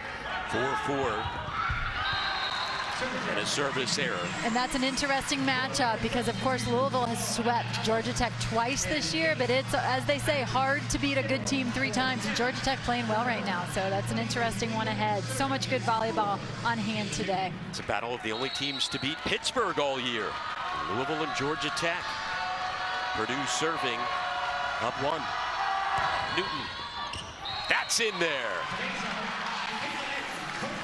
That is now 6 aces for the Boilermakers. And again, I find the strategy interesting when there's 2 passers on the floor.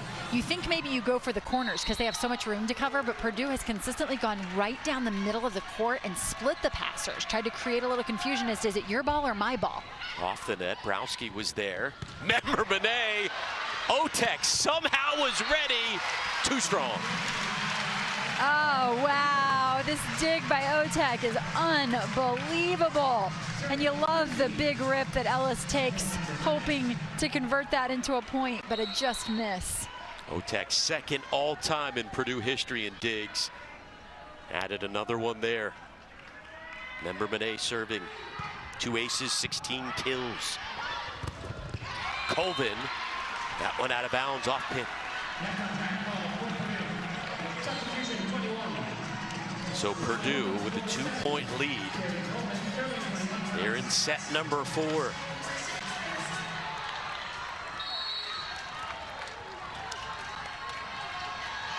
Hornung serving for Purdue.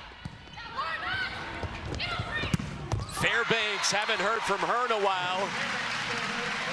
She had a strong night early and gets back at it offensively. And you can't afford to forget about her. You better defend over there on the right pin. You see it again. That really nice cross body swing she has.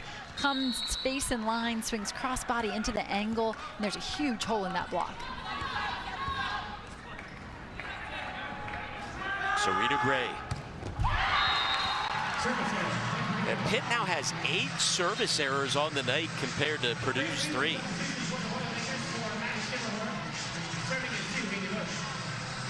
Keeping Purdue in this match. Boilermakers back up by 2 in the set, trailing 2 sets to 1. Fairbanks, there she goes. She's got 9 kills. And 2 blockers this time. So she can't go cross body into that angle, but look at that, you leave her a sliver of line and she takes full advantage of it. She's to the left of Ellis there on that swing. Now, if I told you coming into this match that the freshman Fairbanks would have nearly twice as many kills as the veteran Lund. Yeah, hard to believe. That is the case. Pittsburgh block, steps up there, Ellis denied again. A Pitt showing up defensively. Lund blocks the first slide and does it quite well. And then Inde, what a great job she does setting that block in the right position because the ball is set inside Inde right where she needs to be. So the 2 big leaders on this team, Inde, Lund, doing all the small things. Each team with 8 blocks tonight. That is a surprise. Scooped over. And it's down. For a moment, Pitt tried to make a pancake play there, but the up official says, no, that's down. And J.L. Johnson really had no other play on the ball. She has to underhand tip that one just to get it over the net. Johnson hit .588 in their last match against BYU to lead the Boilermakers. Hornung serving. Fairbanks and immediately just crushed by Wokolo. Look at the pass from Member Monet. Fairbanks doesn't even have to move.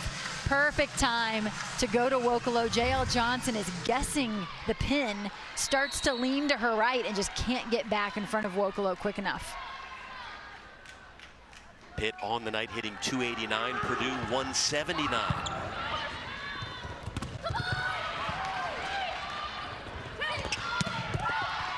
Newton Lund over to Monet. Otek yet again diving for that one. Member Monet, point, Pittsburgh. Defense to offense. You have to be able to win in transition. Those long rallies can create real momentum, and you see the reaction from the Pitt players. Panthers back in front. They win this set, they're going to Columbus. Far from over, however, we're tied again. Grace Cleveland has been really good off 1 foot, a wrinkle that they've added to their offensive system over the course of the season more and more, and particularly in serve receive. Jenna Otek, the only Purdue player ever to win Big Ten Defensive Player of the Year, but misses on the serve. That one just sails on her. She gets great movement on her ball, and every once in a while you're going to get one of those. It just keeps on moving. Well, you can see the confidence in the Pitt players. Dan Fisher trying to take this program to the national semis for the first time ever. Valeria Vasquez-Gomez with the serve. Cleveland taps it over. Diving in was Lund. Member Monet. Cleveland. Member Monet. That one out of bounds, and she got poked by her teammates. They're about the only ones who can stop her. And Lund steps in there on second contact and uses her hands. You know, they are just getting quality transition play. They have great control of second contact, even when their setter is forced to play that first ball.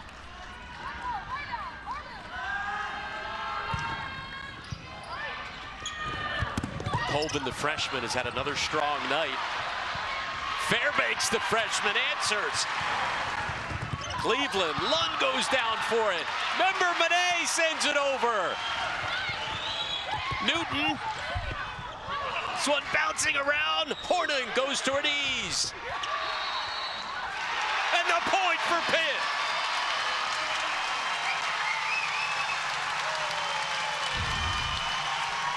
Look at this. Lund, amazing. Amazing defense out of the backcourt. Gets a little help from Inde and Member Monet as well. And then Serena Gray somehow gets that one to go. And a little stare down from Gray as well. She can feel it.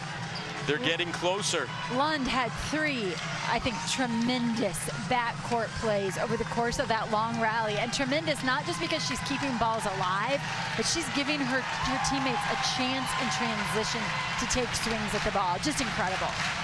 Can Pitt exercise the demons and beat Purdue for the first time in program history? Vasquez-Gomez with the serve. Lund, she's been everywhere this set. Defensively, Member Monet with the point. Look at this. Off of a bump set from your middle blocker. Coming at you with offense, no matter how they get there. The transition, bing bang play, and still Member Monet takes a big rip at the ball. 19 kills for Lecator, Member Monet. Newton, confusion, Pitt players staring at each other.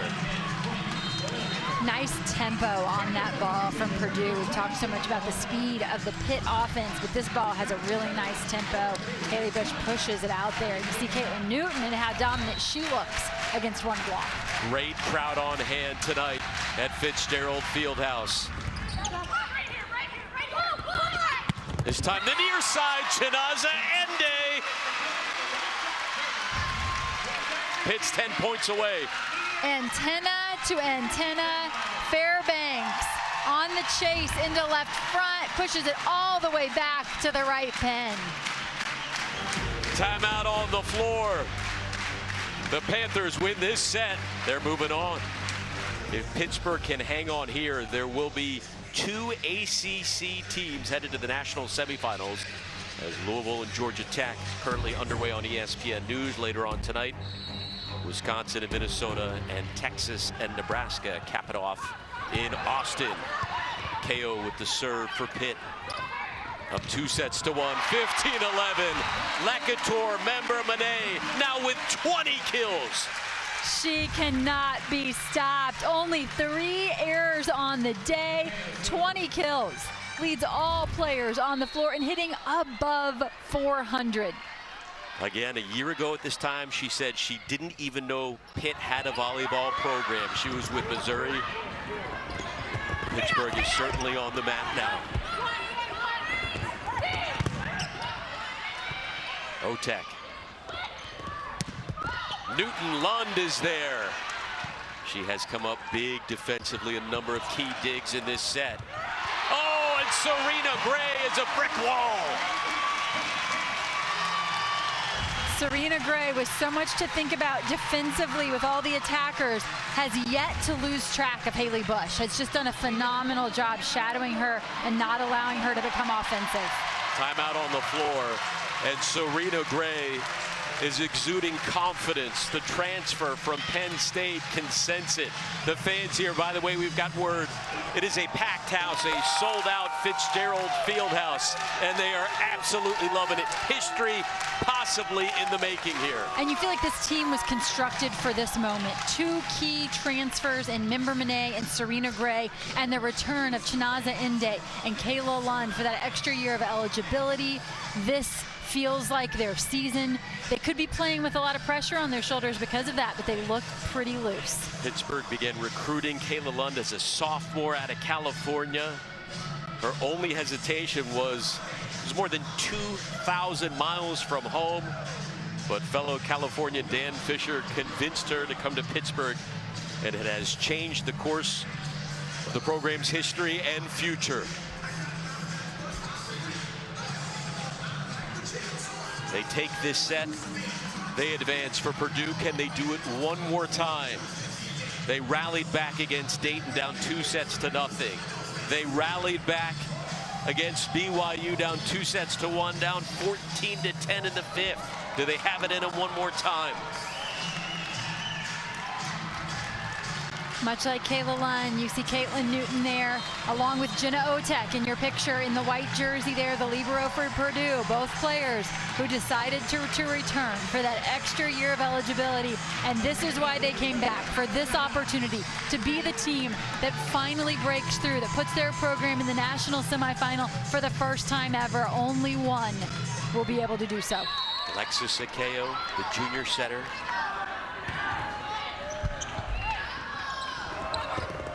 Caitlin Newton. That one misses, and Pittsburgh is getting closer. Got the look they wanted, but Serena Gray is in the front row, and sometimes as an attacker, when you've got Gray across from you, you're going to think about that a little bit. Purdue possibly running out of steam. Their hitting percentage has decreased with each set from 478 to 238 to 132 to now -34. Member Monet, Otek making that dig look easy. But it's point Pitt, 19-11. This was a great setting choice here, and you saw Raven Colvin running behind. She goes for the line. It's a really nice setting choice, nice attacking choice, but just inches wide. And with that, we are going to see Purdue make a change in the middle. Give somebody else a shot here, take another look, and it's Taylor Trammell on the floor now. Kentucky native. Purdue responds with a much-needed point.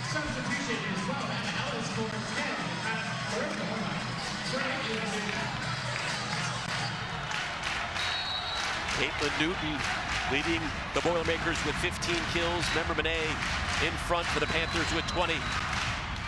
The stands are shaking here, but there's an ace by Newton off of Browski. Really nice driving serve here from Caitlin Newton. This one is just on top of Ashley Browski in a hurry. Cannot make a play on that ball. And that's what it's going to take from Purdue right here. If they want to get back in this one, they've got to start at the service line and get this team out of system. Another good serve. Can they defend the out-of-system play? Ellis! That looked like it hit Akeo in the face. See if she's okay. She is. Timeout by Pitt. Dan Fisher says, I've seen enough. Let's halt this little run by Purdue as the Boilermakers pull within 5. Well, it's time for our Buick top performer of the match. Surprise, surprise, it goes to Lecator Member Monet. 20 kills.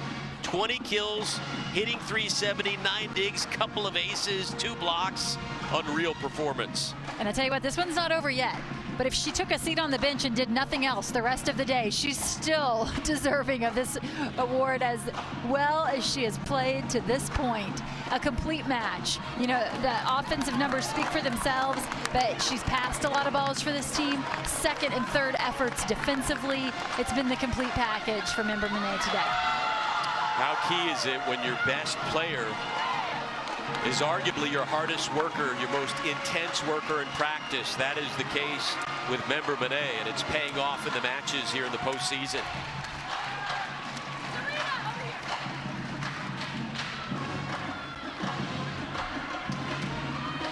Remember Kayla Lund, who statistically is tops in a lot of categories. It still looks like, I don't know if she's 100%, but she's battling out there. Only played one set in the opening round. She is fighting. She's come up with a number of huge digs in this one. Double-digit digs for Kayla Lund with 11. Member Monet providing the offense. I just don't know if you can put a value on her presence on the floor, whether or not she provides offense. And that is what is so great about this Pitt team. You're 6 deep offensively because of the 6-2 system. So even if she's not providing offense, they need her on the floor. And right now, they don't need her offense. Member Monet has plenty of that. And again, you can argue who's the best player in the postseason. It's been Member Monet. It's been rare to see a team who runs the 6-2 system advance deep in the tournament. And, you know, I think there's going to be some teams considering it after this year, because there are rotations where teams in the 5-1 get stuck, where they don't have the offensive power they need, and you don't see that from this Pitt team. They never get stuck. Bush keeps that one alive. Ellis waits for it. Browski tapped over by Gray. Fairbanks, the freshman, with the point, and Pitt is getting closer. 21-14. And the key to the 6-2 system, do you have 2 setters who can deliver consistently, and do you actually have 2 right-side attackers? Well, for Pitt, the answer is yes, and a big reason is the play of Rachel Fairbanks.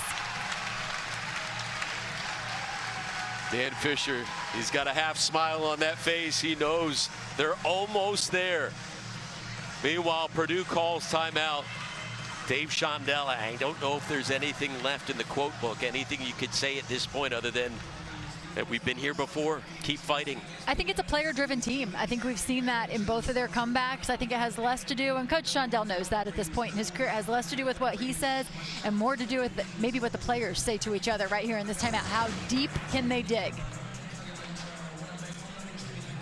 Again, leading the way for Purdue, Caitlin Newton with 15 kills. The Boilermakers hitting 159 on the night. Pitt 308.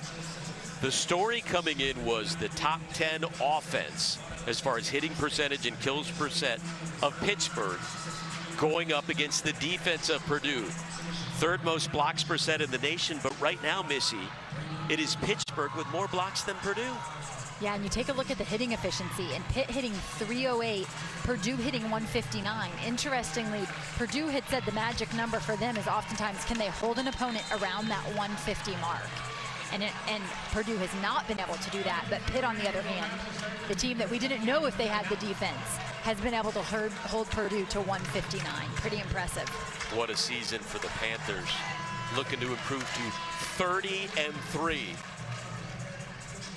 This is their 2nd regional final in program history, their 2nd in 8 months.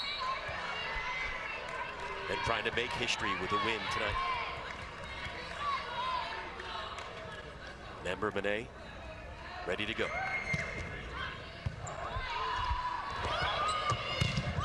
Caitlin Newton. Pittsburgh 3 points away.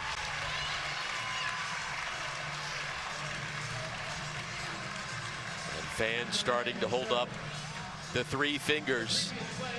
But hold on just a second. Dave Shondell has possibly one last card up his sleeve. Literally, he pulls out the challenge card. And why not? I would use the challenge as well. Don't walk away with any challenges left. Don't walk away with any timeouts left. You ask your players to leave it all on the floor. I think as a coach, you do the same. Couldn't tell from that angle. Yeah, you don't see it there.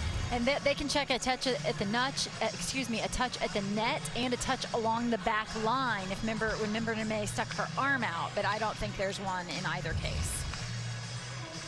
One more glance at this one from a different angle. Serena Gray's up there. Member Monet's in the back row.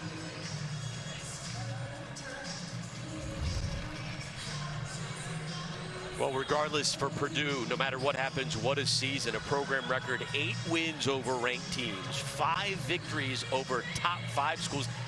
They're the only team in the nation to have multiple wins against teams ranked in the top 3 during the regular season. Dave Shondell, Big Ten Coach of the Year. They certainly shouldn't sell themselves short on a tremendous season.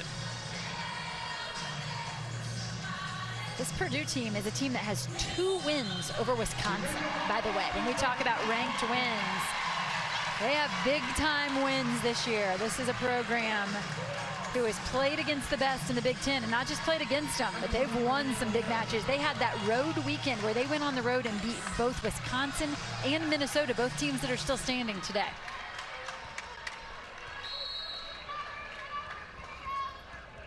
Pitt 3 points away.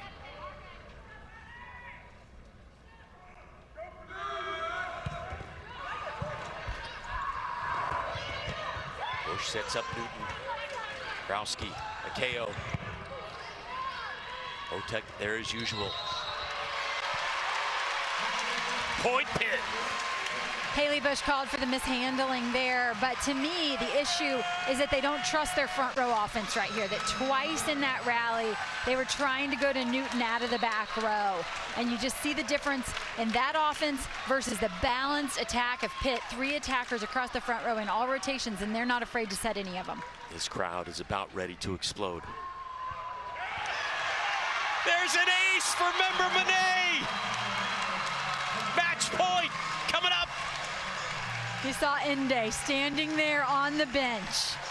Her 5th year in this program, she had her hands on her head. She's not on the floor right now, but she's over there and her heart is on the floor, that's for sure. Here we go.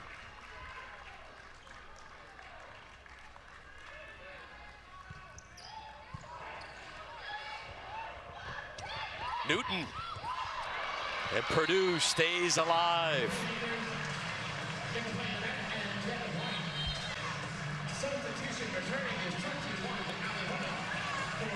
Getting ready to serve for the Boilermakers. Allie Hornung, the freshman. Set point, match point for Pittsburgh. Their biggest in program history.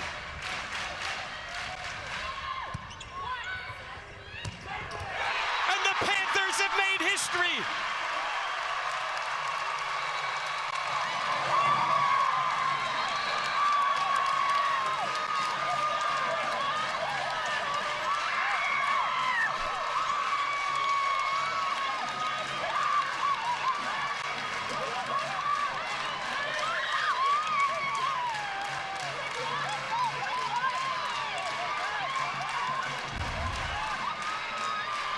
Here it is, the first time ever Pitt advances to the national semifinal. They have punched their ticket. The first team in the nation to do so. And guess what? For the first time ever, we're going to have 2 ACC teams in the national semifinal.